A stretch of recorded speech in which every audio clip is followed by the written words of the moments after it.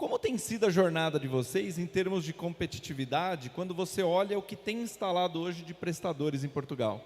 Você percebe na dinâmica da Hype um grau de entrega, um grau de eficiência que sobrepõe o que você vê lá? É importante essa tua visão, porque a gente tem muita gente de tecnologia aqui. E às vezes, se o modelo de fazer negócios não é tão rápido quanto a gente imagina, por exemplo, no fechar uma proposta, a gente sabe, Atlantic Hub, que nós brasileiros entregamos numa velocidade que surpreende os europeus. Isso é um ponto a nosso favor. Você percebe isso, Bruno?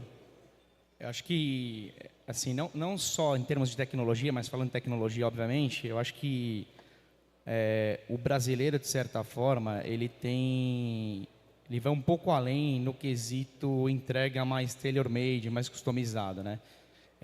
Eu acho que, assim, quando a gente olha para o mercado fora e a gente identificou essas oportunidades em virtude disso que a gente saiu com a Hypesoft, a gente vê o pessoal sendo muito by the book, assim, né? É o que está escrito ali, é o que eu tenho que entregar, acabou, e ele vai naquela regra. O que eu vejo de diferente, primeiro que, assim, isso é feedback geral, a gente também presta serviço já para alguns parceiros nos Estados Unidos já também, e eu posso falar com o maior orgulho aqui que nós temos alguns dos melhores desenvolvedores de software, engenheiros desenvolvedores de software do planeta, tá? Aí tem os contrapontos também, né? Isso é a contrapartida hoje, principalmente também com o advento da pandemia, que é o que a gente tenta fazer fortemente, inclusive a gente tem psicólogo no time e tudo mais, é que nesse esquema de terceirização com outsourcing, a gente encontra, de certa forma, aí, desenvolvedores que acabam pegando 3, 4 projetos ao mesmo tempo, né? E essa seriedade a gente vê sendo diferente nos lugares. O cara está trabalhando ali, ele é um executivo dali, de outros países, né? Ele é um executivo que faz só aquilo. Então, eu acho que isso é uma das características da Hypesoft que fizeram a diferença, né? Principalmente para a gente fazer o processo de internacionalização. Tenho orgulho aqui de falar com o meu time ali presente, ali, né? Que o primeiro projeto que a gente conquistou em Portugal foi logo de cara de um player aí gigantesco do mercado. Não tem problema nenhum a gente falar porque isso é aberto. Primeiro cliente na Espanha, a gente conquistou um projeto da Amazon, né? No qual a gente foi selecionado lá para brigando com alguns. Então acho que a grande diferença que o pessoal, principalmente de fora do Brasil e Europa, Estados Unidos, enxerga aqui no Brasil é a capacidade que o desenvolvedor brasileiro ele tem de não fazer simplesmente aquilo que está no papel. Ele vai além, tenta adequar e tenta fazer um negócio mais tailor-made. Por isso que, assim, embora a Hypesoft seja super jovem, tenha 1 ano e meio de vida, a gente tenta de alguma maneira, e isso é o que pelo menos os clientes têm comentado, a gente tem tido mais características de boutique. Então, quando algum cliente nos contrata, ele não é mais um no portfólio quando ele contrata uma consultoria grande que faz esse mesmo tipo de serviço. Ele enxerga que ele está chegando no nosso portfólio para ser um cara diferenciado. Cada cliente que entra dentro da Hypesoft, ele tem uma história. A gente constrói uma história. E aí eu acho que nesse quesito, os desenvolvedores realmente fazem a diferença. E acaba sendo interessante para todo mundo, né, gente? Assim, a conta, o faturamento, o bottom line no final do mês é 6-1 quando a gente fornece para fora. Então, acho que isso a gente também tem que olhar, porque vale a pena, né? Esse painel tem como tema acesso a mercado. Se eu perguntar para o Mário os mercados que eles acessam, vai causar surpresa para vocês. Mas eu vou arriscar dizer 2 aqui e eu jogo a bola para ele. Na verdade, 3 é fácil. Egito, Estados Unidos e Europa através de Portugal.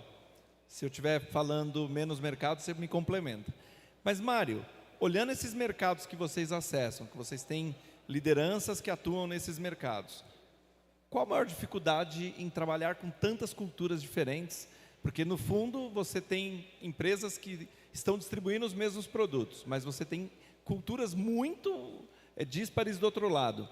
Qual a dificuldade em acessar mercados tão diferentes, Mário? A gente identificou que para poder atender ao mercado, por mais que a gente seja expert na parte da exportação, que é a parte operacional, né, a gente entra num determinado momento após a venda já ser consolidada, então a gente tem todo um trabalho operacional, do nosso time de certificações, nós temos um portfólio de certificações gigantesco, a gente teve que internacionalizar as ações da Câmara. Então, nós enviamos, né, temos uma pessoa no Egito, no Cairo. Por que no Egito, no Cairo? Porque ali hoje a relação com os países árabes, com o Brasil é enorme. Lá fica sediada a Liga Árabe. Nós temos o nosso diretor de negócios internacionais e nessa ponte aérea Rio, Estados Unidos. Nós estamos desenvolvendo um projeto lá nos Estados Unidos, chama-se Mercado da Saudade. O que é o Mercado da Saudade? A gente vai, né, já entrando na sua pergunta em termos de cultura, a gente identificou que, por que não primeiro iniciar para o mercado consumidor já de brasileiros na região, diversas regiões que ele mapeou, que são consumidores desse mercado da saudade, e, consequentemente, a gente está estruturando um hub para que fique alocado esses produtos, estocados, e, consequentemente, quando forem consumidos, eles vão sendo redistribuídos por diversas áreas dos Estados Unidos. E a grande dificuldade do brasileiro, realmente, num primeiro momento, é entender a cultura daquela região que ele pretende atender. E um mercado que a gente também está olhando muito, e nós todos devíamos fazer uma reflexão bem interessante por todos os incentivos que existem hoje, é o Mercosul. Argentina, Chile, Uruguai, Paraguai, são mercados em que tem um potencial de receptividade do Brasil muito grande, não só de bens, mas de serviços. Eles têm muitas dificuldades na área da tecnologia.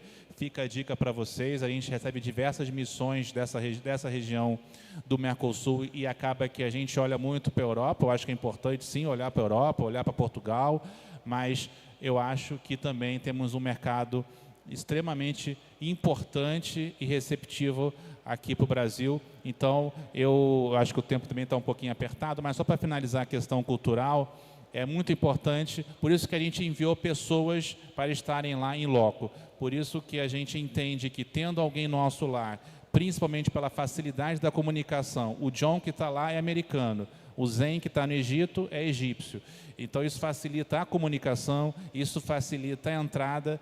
Então, consequentemente, numa reunião, tendo uma pessoa local para uma aproximação, para uma consultoria, é fundamental, primeiramente, para ter a boa receptividade pelo outro lado. Muito bom.